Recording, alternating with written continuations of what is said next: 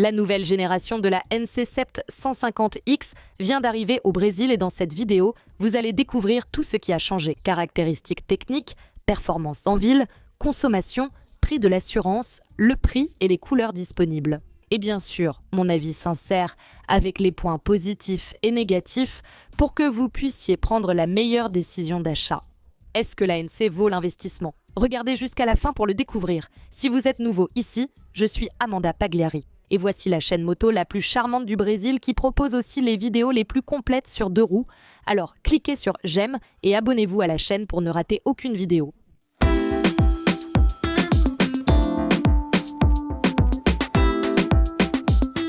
Actuellement, Honda propose la NC en 2 versions.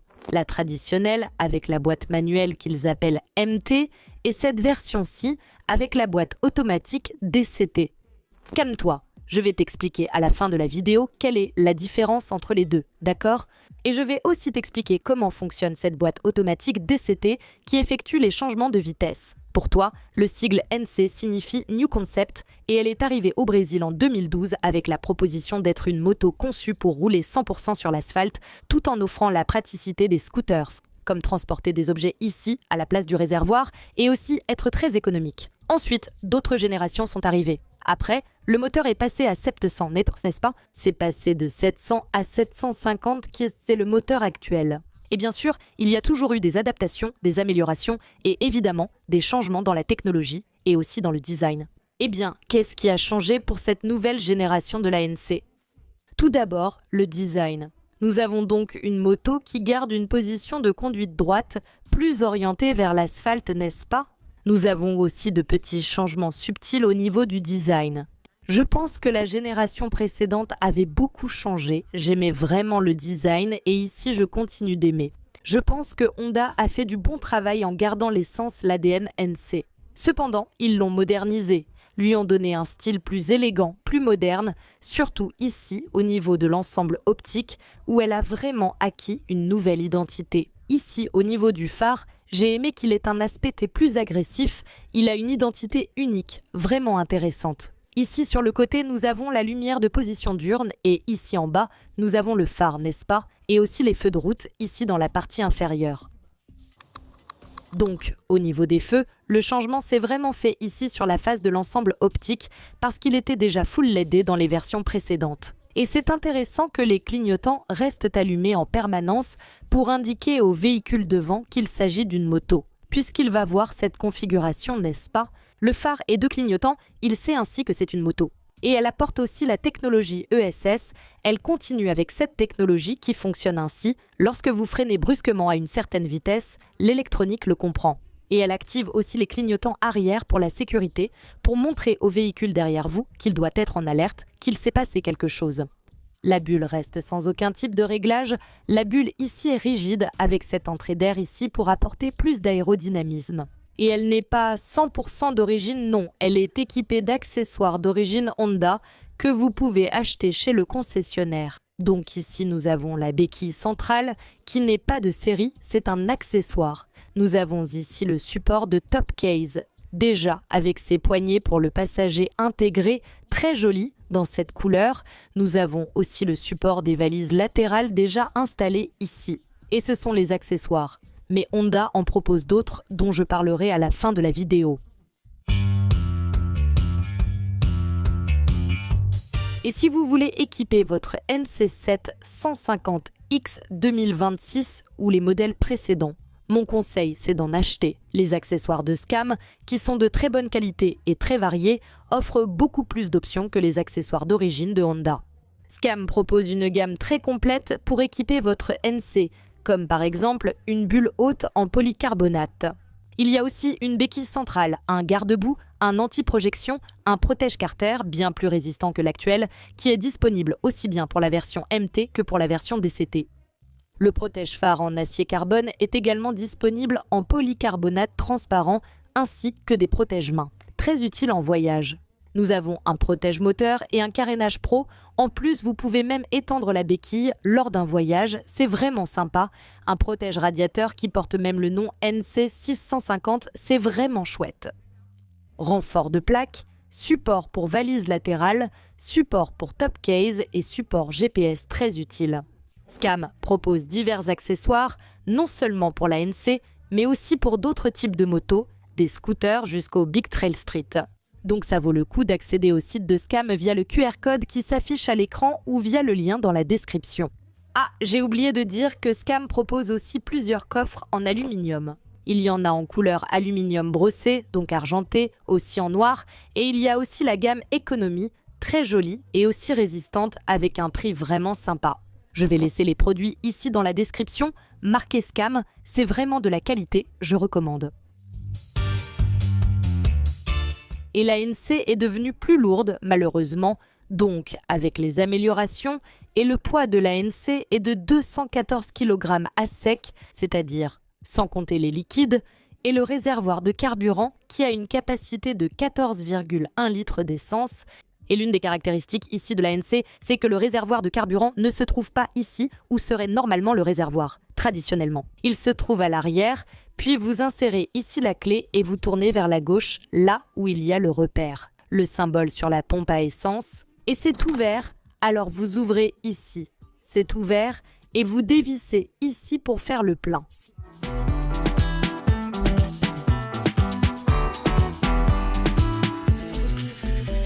En tournant déjà de l'autre côté, vers la droite, on ouvre ici. Le compartiment de rangement, d'ailleurs, est assez spacieux ici pour un casque et aussi d'autres affaires, n'est-ce pas? Comme des gants, un imperméable, un portefeuille. Tu peux les laisser ici, d'accord, et regarde comme c'est pratique. Ou si tu ne veux pas laisser le casque, tu peux mettre une veste ou d'autres affaires. Et ce casque ici est modulable, n'est-ce pas? Il est vraiment grand le casque et il est rentré parfaitement, j'ai bien aimé. La selle est aussi nouvelle, mais ce qui a changé, c'est le revêtement extérieur ici. Ce sont aussi les nouveautés, de nouvelles coutures, n'est-ce pas? Je vais monter dessus pour que vous puissiez voir. Il a même une hauteur de selle ici, de 80,2 cm bien sûr. La moto est sur la béquille centrale. Mais même comme ça, j'arrive à poser les deux pieds au sol. Sans la béquille, regardez, sans la béquille, elle est vraiment très basse, vraiment. Regardez. Je mesure 1,77 mètres et j'arrive à poser les deux pieds au sol sans trop de difficulté. C'est la position de pilotage ici. C'est confortable, d'accord, mais les jambes restent un peu pliées. On n'a pas ici un angle de plus de 90 degrés, n'est-ce pas, mais plutôt de 45 degrés. Le repose-pied ici, il est en caoutchouc. Cependant, celui du passager est en aluminium rétractable, mais sans finition. Ici, il est en caoutchouc. De manière générale, c'est une moto confortable ici, une posture droite.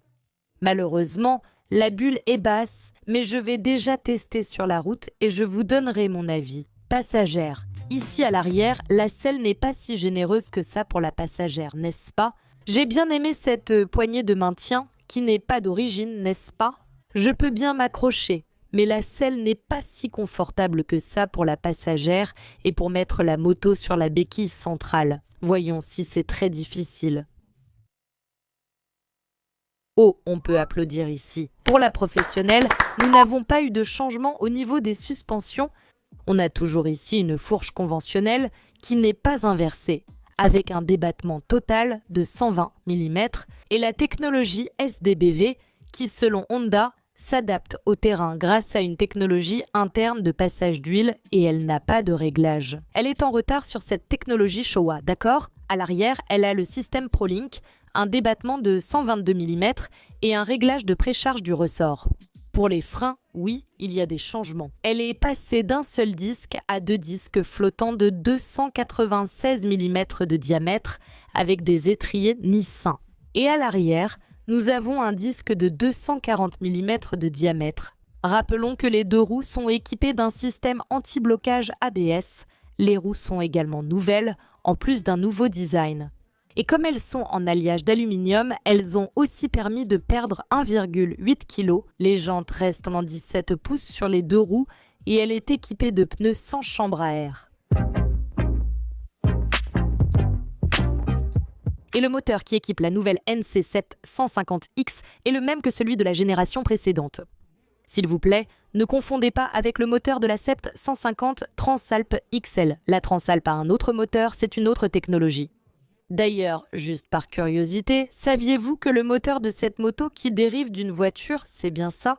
En fait, Honda a pris un moteur de Honda Fit, l'a coupé en deux depuis la toute première version, qui était en 700, qui vient avec ce moteur. Nous avons un moteur bicylindre avec refroidissement liquide qui développe 58 chevaux de puissance maximale et 7 kg de couple.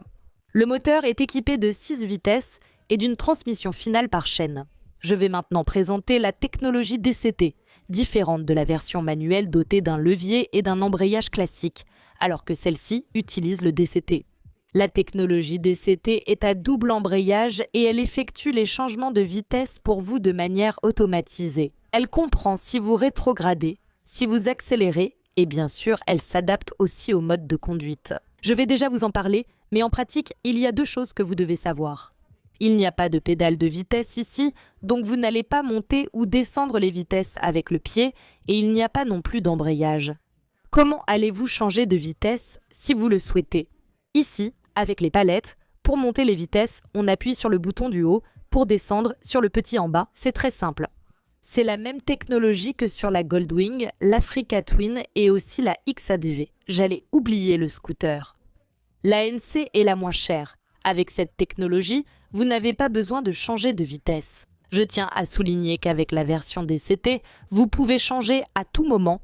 Vous pouvez alterner ici entre la version automatique, ou plutôt automatisée, qui est le terme correct, et la version manuelle. Donc, si vous la laissez en mode manuel, par exemple, elle ne changera de vitesse que si vous le souhaitez. Si vous appuyez ici sur les palettes, la moto va monter dans les tours et elle ne changera pas de vitesse. L'avantage, c'est que vos chaussures restent intactes car tout se fait facilement à la main ici, comme dans les voitures de sport.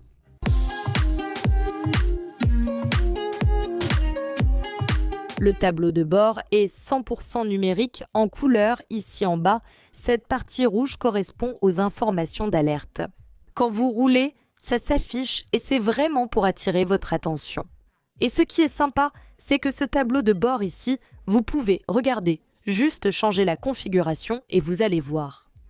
Alors, ici nous avons le type d'écran qui, en portugais du Portugal, serait un type de tableau de bord. Ensuite, vous avez la barre qui est actuellement en cercle et le mode simple. Laissez-moi mettre ici en cercle, voilà, quand vous quittez, tout ici devient circulaire, puis vous pouvez configurer comme vous voulez et ensuite vous commentez ci-dessous. Laissez-moi choisir le mode simple. Waouh, le simple est vraiment très simple. Il n'y a rien, il n'y a que le compteur de vitesse, mais vous pouvez le laisser comme ça si vous voulez. Moi, je vais laisser la barre que je trouve beaucoup plus sympa. Bref, vous avez plusieurs informations. L'indicateur de rapport engagé ici, la jauge de carburant en haut à droite, l'horloge est ici, bien sûr le compteur de vitesse ici, et le dessin indique le mode de conduite. Je vous le dis, cette étoile est le favori, vous pouvez y mettre l'info que vous voulez. D'accord? Et ici, pour régler les paramètres de la moto, tout se fait directement sur la poignée. Alors ici, vous avez des informations, l'ordinateur de bord, donc trip A, vous avez ici la consommation moyenne, trip A, vous avez trip B, consommation moyenne, vous avez ici la consommation générale et aussi la vitesse moyenne. Et ici aussi, vous voyez les réglages des modes de conduite. Je vais justement vous montrer ça. Dans les modes de conduite en mode standard, nous avons ces réglages. Le P signifie la puissance du moteur et le B, le frein moteur. Le D indique le niveau de livraison du DCT qui était l'ancien bouton G, vous vous souvenez. Maintenant, c'est passé à ce D et le T qui est le contrôle de traction. Lorsque vous changez ici le mode de conduite, par exemple sport, vous voyez les petites barres changer, donc tout est au maximum. Sauf le contrôle de traction en mode RAM, bien sûr, au contraire, vous diminuez tout, puissance, frein, moteur et aussi le D du DCT. En revanche, le contrôle de traction est au maximum. Il y a 5 modes de conduite, 3 normaux, standard, RAM et sport, ainsi que les modes utilisateurs 1 et 2. Et là, vous pouvez configurer chaque élément comme vous le souhaitez, y compris désactiver le contrôle de traction. Mais bien sûr, à chaque fois que vous redémarrez la moto, le contrôle de traction s'activera par sécurité. Ici, vous avez d'autres informations, plusieurs éléments que vous pouvez configurer sur la moto. Ce point de changement ici, le Shift Light que vous pouvez désactiver ici, est réglé à 6000 tours, qui est le moment idéal pour changer de vitesse ici. Remise à 0 automatique, CRIPS, indicateur écho. Vous pouvez aussi changer le fond du tableau de bord. Vous pouvez le laisser en mode automatique ou en noir. Regardez comme c'est sympa en noir, je vais le laisser en blanc ici. Les informations favorites dont je vous ai parlé, que vous pouvez configurer sur le tableau de bord complet. Cependant, il n'y a pas de connectivité avec votre téléphone. Et pour protéger le tableau de bord de votre NCI 750X, mon conseil, c'est d'acheter les films protecteurs de Protel. Je suis sûre que votre téléphone a un film protecteur, mais vous n'en mettez pas sur votre moto, pourtant bien plus cher. Les films protecteurs de Protel protègent contre les dommages causés par les rayures, la poussière, l'usure du temps, les rayons du soleil. Ils ne se décollent pas avec l'eau et utilisent la même technologie que les films électrostatiques pour téléphone portable. Le kit comprend tout le nécessaire pour l'installation. Ça vaut vraiment la peine d'installer les films protecteurs Protel sur votre moto, car en plus de protéger le tableau de bord, cela augmente sa valeur à la revente. Et qui sait, vous pourriez même réussir à vendre au-dessus de la cote FIP. Franchement, le prix est très bas par rapport aux avantages que vous aurez en achetant les films protecteurs Protel. Le film s'enlève facilement, sans laisser de dommages ni de résidus sur le tableau de bord. N'attendez plus, achetez-le dès maintenant via le lien en description. Ou bien, pointez la caméra de votre téléphone portable vers le QR code qui s'affiche à l'écran sur ce lien et sur le QR code. Vous utilisez mon code promo Amanda20 pour payer beaucoup moins cher. Mais je vais aussi l'indiquer ici dans la vidéo. Les films protecteurs de Protel existent pour différents types de motos, pas seulement pour la nouvelle ANC. Ça vaut vraiment le coup d'aller sur le site et bien sûr de partager cette nouveauté avec vos amis. Sur les boutons du côté gauche, nous avons ce joystick ici pour naviguer dans les réglages du tableau de bord. Ce qui est sympa, c'est qu'il est rétroéclairé, aussi bien cette partie blanche ici qu'au centre, ici. Le bouton pour les modes de conduite, le klaxon, le clignotant à droite et à gauche, et ici pour rétrograder. Et ici en haut, nous avons le bouton des feux de route et aussi l'appel de phare. Cette pièce ici, c'est le frein à main. Comme vous ne pouvez pas la laisser engager, alors vous tirez ici et cela va bloquer la roue. Pour déverrouiller, en fait, voilà, c'est fait. Du côté droit, nous avons ici le bouton pour couper le courant du moteur, le bouton de démarrage. Ici, nous avons les feux de détresse et ici le petit bouton pour changer. Alterner de D à M, c'est-à-dire de DCT à manuel, et le N sert à désengager, à éteindre, elle reste au point mort. Pour des raisons de sécurité, vous devez appuyer ici sur le bouton pour engager la moto et ainsi pouvoir rouler, et ce bouton est également illuminé.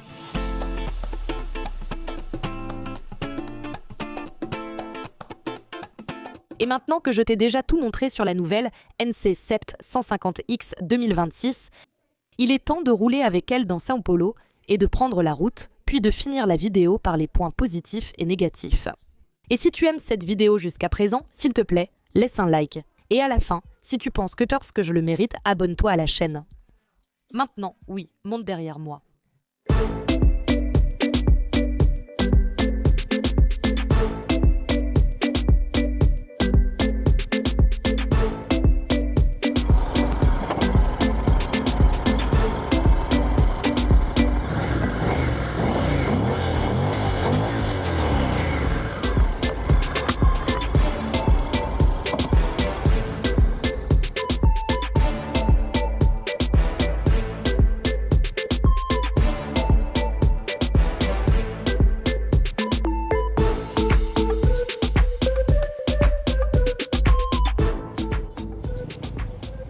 Ici en ville, on passe en mode standard. Le bazar, ici dans le couloir. Au début, tu peux trouver ça bizarre puisqu'elle n'a pas d'embrayage et j'ai l'habitude de jouer avec l'embrayage pour la contrôler à basse vitesse. Donc, c'est la première chose étrange pour celles qui conduisent déjà une moto. Pour celles qui ont de l'expérience, oui. Donc c'est quelque chose à quoi tu vas devoir t'habituer. Dimension. Bon, les amis, c'est un crossover assez large ici. Elle est agile, mais malheureusement, elle finit par avoir ses dimensions. Circuler dans les couloirs est déjà compliqué, voire davantage. Ce couloir ici à l'arrêt, mais le moteur est très doux. Il n'y a pas d'à-coups. Donc tu peux, même sans embrayage à la main, tu peux contrôler ici facilement. Sa maniabilité est impressionnante, elle prend très bien les virages, cette moto avec des jantes de 17 pouces, donc tu as vraiment beaucoup d'agilité. Donc voilà, les amis, elle n'a pas été conçue pour rouler ici dans le couloir, mais avec un peu de délicatesse, tu t'en sors grâce à ses dimensions. Mais regarde ça, je suis ici à 10 km/h et elle est vraiment très douce. C'est super, tu arrives vraiment à la contrôler. Merci, oups, voilà, tu arrives à garder le contrôle. Elle vient juste de changer de vitesse, elle a passé la vitesse supérieure pour moi, donc voilà. Mais par exemple, ici, on est à 50 km/h, j'ai trouvé que la 4e vitesse était trop élevée. Je peux rétrograder ici avec le pouce. Donc ça, au final, tu finis par gérer ça pendant la conduite, mais c'est vraiment agréable à piloter. Et alors, à qui s'adresse la NC ? Je pense que tout d'abord, c'est pour la personne qui cherche une moto robuste pour prendre la route, surtout avec un passager et qui ne sait pas passer les vitesses. Ou bien elle vient des scooters, ou elle cherche plus de praticité et cette moto ici va l'aider. Donc c'est ça, je pense qu'elle est destinée à ce public, mais la DCT va vraiment faire la différence. Pour celles qui quittent les scooters ou qui ne veulent pas apprendre à passer les vitesses, et toi, qu'en penses-tu ? Écris-le ici en bas si c'est aussi ton cas. Si tu voulais une moto plus grande, plus pratique, et profiter de la moto sans avoir à t'inquiéter de passer les vitesses. Le frein a évolué. Maintenant, il y a quelque chose que je trouve bizarre sur cette moto, les amis. La suspension avant tape sur les dos d'âne, les Nistpool, elle arrive en butée. Donc, je ne sais pas si c'est un problème de cet exemplaire en particulier qui manque peut-être d'huile ou si c'est un problème de toutes les NC. Sur la route, la bulle envoie tout le vent sur mon casque. Je ne sais même pas comment est le son là pour vous, mais franchement, ça ne donne même pas envie d'accélérer. Il y a vraiment beaucoup de turbulences. Il devrait y avoir une meilleure bulle à mon avis. Étant donné que c'est une moto faite pour rouler sur l'asphalte, il faut donc avoir une bonne aérodynamique pour que votre voyage soit plus confortable.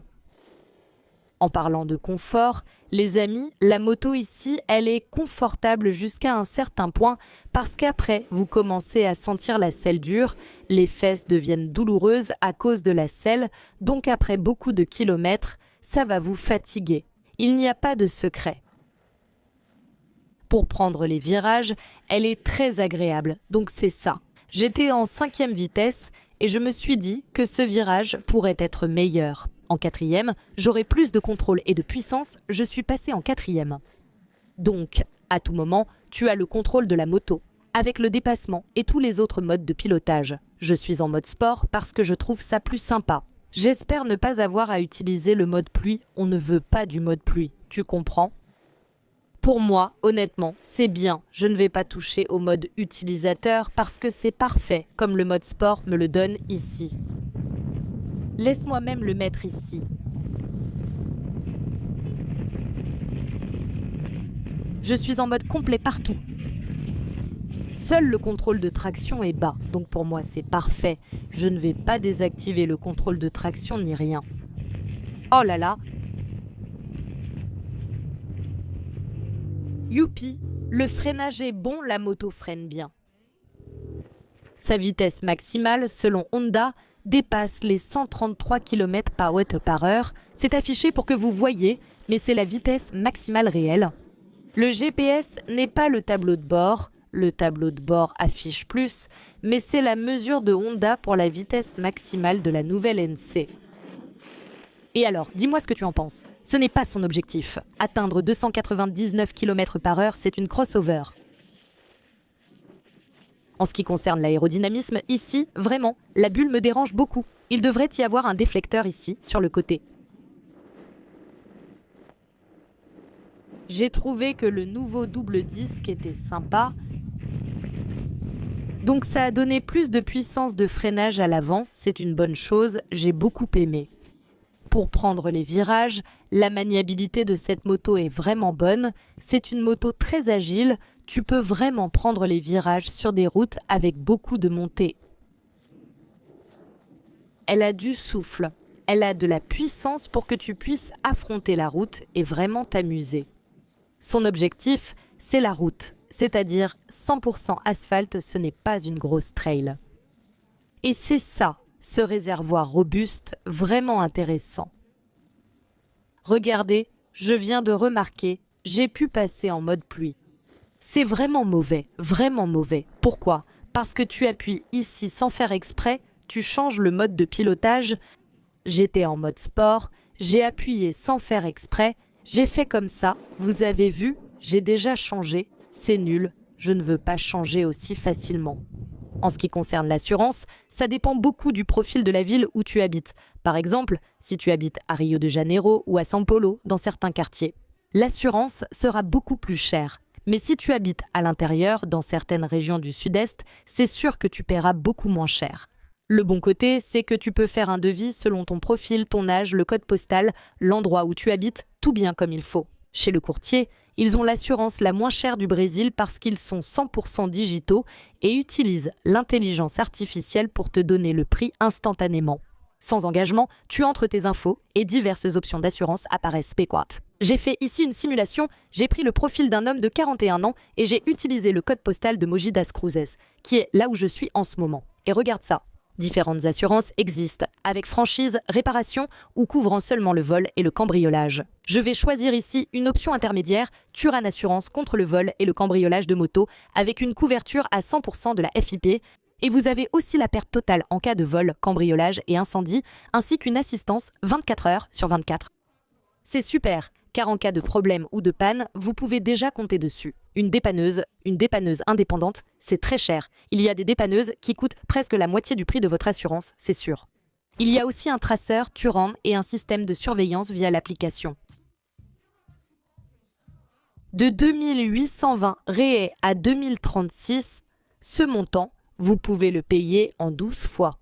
Regardez comme c'est intéressant, ça vaut vraiment le coup. Faites votre devis d'assurance sans engagement ici, sur le lien dans la description. Pointez la caméra de votre téléphone sur le QR code à l'écran pour profiter d'une réduction, même si vous êtes déjà assuré. Faites juste une simulation au moment du renouvellement, vous verrez que vous paierez beaucoup moins cher. Parce que Protecting est 100% digital, utilise l'IA et n'a pas de frais élevés comme les autres courtiers, ce qui se traduit par des réductions pour vous. Et via le lien ci-dessous ou le QR code, vous payez encore moins cher avec le code promo d'Amandinia Bellezza chez Protecting. C'est très facile, sans paperasse. Vous cliquez, vous faites un devis, c'est réglé. Sa consommation avec moi en conduite urbaine, plus sur la route, en roulant en mode sport, elle a eu une consommation moyenne de 19 km par litre. Selon Honda, elle peut atteindre une consommation de 24 km par litre. Ceci est la mesure de l'Institut Mahwah. Si tu as une NC Sept 150X, écris ici en bas la consommation que tu fais avec elle. Et quelle est la différence entre les versions MT et DCT? Eh bien, il n'est pas nécessaire de changer de vitesse sur la DCT et sur la manuelle, rien ne change. En plus de cela, il y a quelques différences, la première d'entre elles est presque minime. Nous avons ici, à l'arrière de la DCT, un débattement de suspension un peu plus grand. Le poids aussi diffère à cause de la technologie, donc sur la version manuelle, vous avez 10 kg en moins, ce qui est une bonne chose. La version manuelle dispose aussi de modes de conduite. Vous n'aurez pas ce mode D qui sert à rendre le DCT plus dynamique, en fait le mode DCT. Donc, vous n'aurez pas cette option à configurer, il n'y aura que la puissance, le frein, le moteur et le contrôle de traction. Une autre différence se trouve ici, au niveau des poignées. Ici, la version manuelle n'a pas de frein moteur. Et bien sûr, elle n'a pas ici le D et le point mort pour que vous puissiez engager la vitesse. Et évidemment, elle n'a pas non plus les gâchettes pour monter et descendre les vitesses. Et enfin, nous avons ici la différence d'empattement. Donc la version manuelle est un peu plus courte. Il y a une petite différence d'empattement avec la version DCT. Et bien sûr, il y a aussi une différence de prix. Alors, laquelle choisiriez-vous? La version DCT ou la version manuelle? Écrivez-le ici en bas.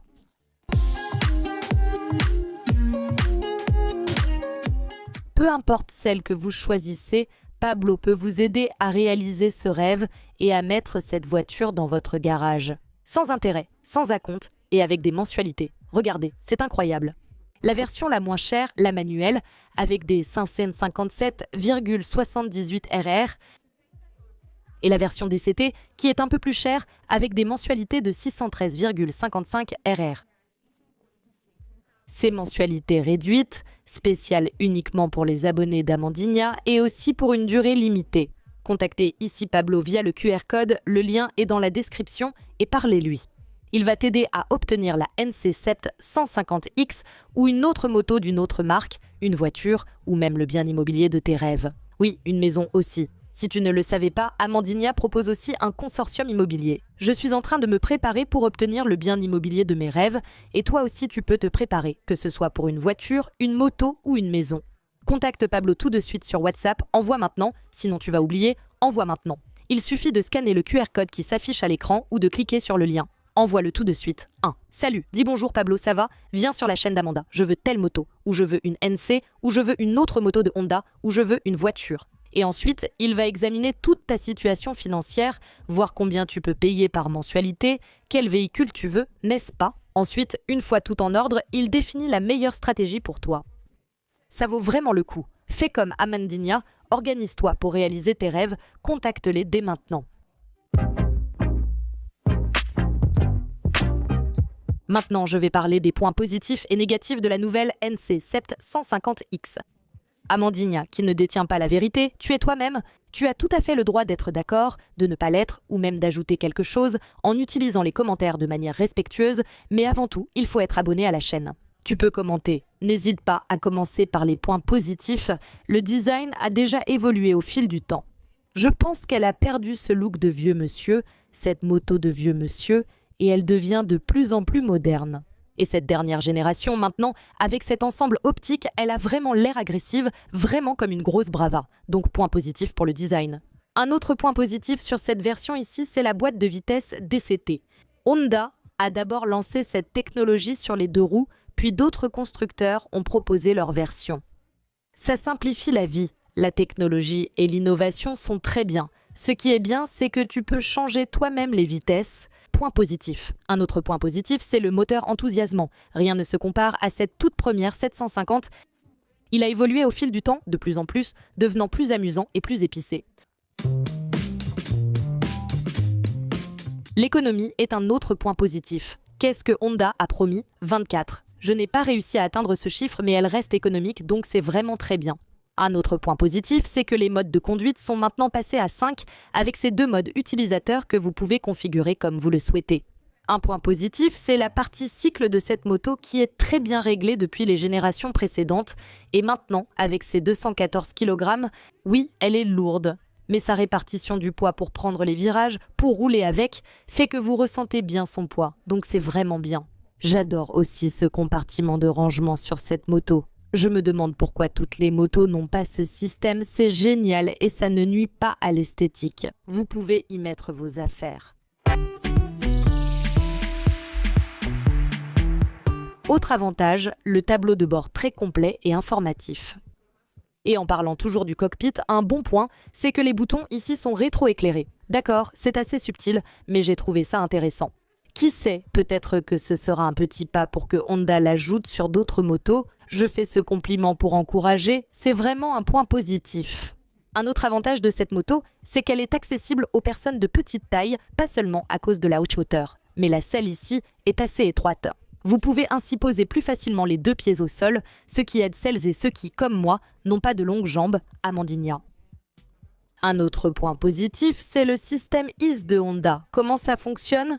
Même si vous faites une copie identique de la clé ou si vous prenez ici un tournevis pour essayer de la démarrer, la moto ne va pas démarrer parce qu'elle a ici un décodeur immobilisateur électronique. Si je ne me trompe, c'est le bon nom et là, c'est comme une puce. Même avec une copie identique, elle ne fonctionnerait pas. Et comment cela aide-t-il à réduire la criminalité ? Point positif. Une autre chose que j'ai aimé, c'est que les freins sont très bons, donc point positif pour les freins. Elle est livrée avec 3 ans de garantie, le système Honda Assistance, qui offre une couverture non seulement au Brésil, mais aussi dans certains pays d'Amérique latine. Et enfin, plus ou moins important, les accessoires d'origine Honda. Longtemps, les Européens avaient des accessoires, pas les Brésiliens. Je ne connais pas le prix, vous le découvrirez en concession, mais au moins, vous avez cette option d'accessoires conçus pour la moto, ce qui est positif. Maintenant, les points négatifs. Le premier, c'est le régulateur de vitesse. Génération après génération, Honda n'a pas ajouté cette fonction. Ça rime même, d'accord, la boîte DCT aide, mais le régulateur de vitesse, c'est bien, surtout pour les longs trajets. Selon moi, un autre point négatif est la bulle. Vous pouvez acheter une bulle haute sur le marché parallèle. Mais elle pourrait être réglable puisque son objectif est de rouler sur la route et plus elle est aérodynamique, mieux c'est. Une autre chose qui gêne un peu sur la route, c'est la selle. Je l'ai trouvée dure, je ne me rappelle pas que les autres l'étaient autant, mais ça fatigue vraiment. La selle est dure, donc mettez une selle en gel ou changez-la pour les longues sorties, c'est important.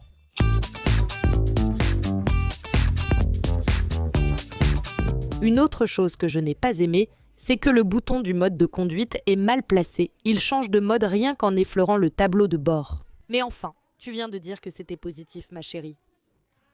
Calme-toi, la connectivité manque. La version européenne là, mais pas la brésilienne. Je ne pense pas que ce soit lié à l'homologation avec l'Anatel ou les organismes.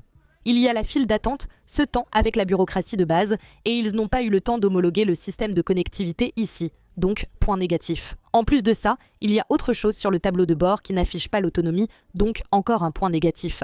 Il manque aussi une prise USB. Malheureusement, ce n'est pas de série, il faut l'acheter en accessoire vu le prix de la moto. Je pense qu'il devrait y avoir une petite prise à mon avis. C'est encore un aspect négatif que je mentionne souvent sur la NC, malgré mon amour pour ce système. Le point négatif, c'est que pour faire le plein, même en tant que passager, il faut descendre, car rester assis sur la moto n'est pas autorisé pour des raisons de sécurité. Mais si vous attachez des bagages ici, cela devient alors un point négatif, vous devrez tout détacher, comme Honda a les valises latérales. Il se peut que ce point négatif fasse que le CC bar ne serve à rien. Mais je dois dire que si vous attachez des bagages ici, cela va être tout un problème au moment de faire le plein.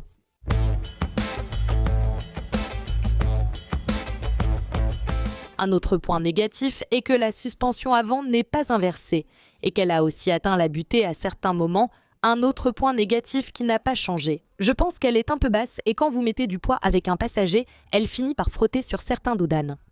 Je dois dire qu'en pilotant seul, ça ne m'est pas arrivé, mais avec un passager, oui. Et toi, est-ce que ça t'arrive aussi? Écris-le en commentaire. Et le dernier point, plus ou moins important, c'est le prix. J'ai toujours trouvé cette moto un peu chère. C'est vrai qu'elle a un créneau particulier, surtout maintenant avec la DCT. Tu vas sûrement me dire que tout est cher au Brésil, tu trouves ça cher, abordable ou c'est moi qui ne gagne pas assez? Écris ici en bas et dis-moi aussi si tu as d'autres points positifs ou négatifs à ajouter. La NC650X, elle est disponible en 2 couleurs avec un prix public conseillé à partir de 56 621 réais pour la version manuelle et 61 948 réais pour la version DCT.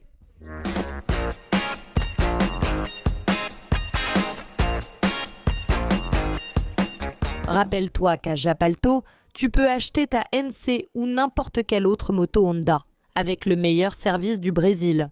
Ce sont les plus grands à São Paulo, avec 32 magasins répartis dans toute la ville, la grande région de São Paulo, l'intérieur, ainsi qu'à Alphaville, bref, de nombreux magasins.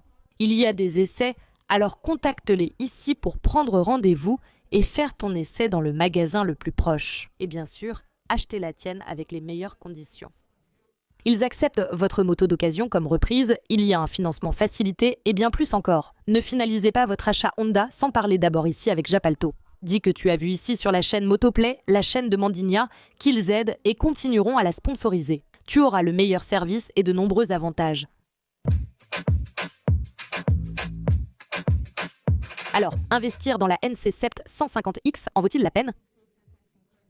Eh bien, à mon avis, si tu regardes seulement la version manuelle, alors je pense qu'on a plusieurs options sur le marché et c'est à toi de choisir le meilleur rapport qualité-prix pour toi. De nombreuses marques, y compris des nouveautés, arrivent ici sur la chaîne que tu découvres en avant-première. Maintenant, eh bien, Amanda, moi j'ai aimé la DCT. Alors là, pour l'instant, il n'y a que Honda qui propose ça, donc oui, ça peut valoir l'investissement. La technologie est très bonne. La praticité de piloter ici, la 10CT est vraiment géniale et c'est la 10CT la moins chère de chez Honda. C'est donc un bon investissement sans concurrence. Mais j'aimerais ton avis. Penses-tu que la NC en vaut la peine? Sinon, écris ici en bas. Si tu en as une, écris ici en bas. Si tu as aimé la vidéo, mets un like, partage déjà avec tes amis dans les groupes WhatsApp, je suis sûre qu'ils vont aimer. Abonne-toi à la chaîne si ce n'est pas encore fait. D'ailleurs, les membres ont des avantages, il y a un petit prix à payer, il y a des photos de Mandinia, un calendrier, du contenu exclusif et aussi un accès anticipé, le lien est ici dans la description. Pour devenir membre et aider cette chaîne à grandir encore plus, abonne-toi à la chaîne. Tu as trouvé cette vidéo sympa, une vidéo super complète pour toi, sur la nouvelle NC Sept 150X avec les points positifs et négatifs. Je mérite ton abonnement et ici en haut, je vais te laisser une vidéo super complète d'une autre moto que je sais que tu vas aimer. Ici en bas, je vais te laisser une playlist avec toutes les motos de la chaîne, donc voilà, à la prochaine, gros bisous.